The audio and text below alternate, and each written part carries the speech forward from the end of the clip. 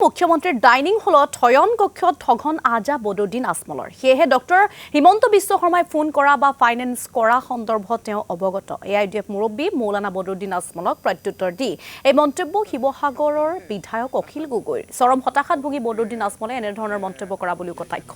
বিধায়কগৰাকীৰ আজমলে মুখ্যমন্ত্ৰীৰ সৈতে মামা চাচাৰ ৰাজনীতি কৰা বুলিও মন্তব্য প্ৰকাশ কৰে শিৱসাগৰ সমষ্টিৰ বিধায়ক অখিল গগৈ বদৰুদ্দিন আজমলে মুখ্যমন্ত্ৰীৰ সপোন দেখি থাকে বাবে এনে কথা কোৱাটো অস্বাভাৱিক নহয় বুলি প্ৰত্যুত্তৰ শিৱসাগৰ সমষ্টিৰ বিধায়কগৰাকী মানে মুখ্যমন্ত্ৰীয়ে মানে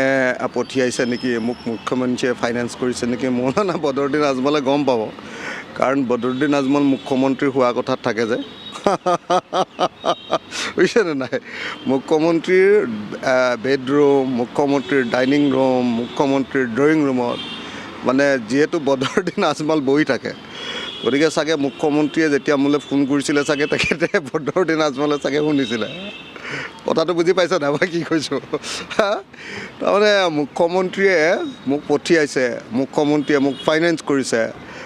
এইবিলাক যিবিলাক কথা কৈ বদৰুদ্দিন আজমল ডাঙৰীয়াই এতিয়া মানে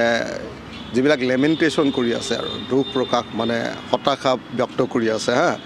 তো এইটোৰ পৰা প্ৰমাণিত হয় যে বদৰুদ্দিন আজমল ডাঙৰীয়াই ভয় খাইছে তো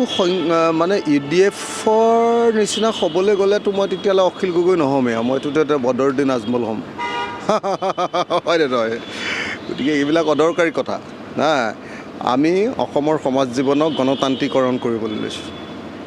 আমি অসমৰ সমাজ জীৱনত থকা সাম্প্ৰদায়িকতা নাইকিয়া কৰিব খুজিছোঁ হিন্দু মুছলমানৰ বিভেদ ভাৱ আমি নাইকিয়া কৰিব খুজিছোঁ আমি অসমক সম্প্ৰীতি হিন্দু মুছলমান এক হওক শ্লোগানেৰে অসমৰ মানুহক একলগ কৰিব খুজিছোঁ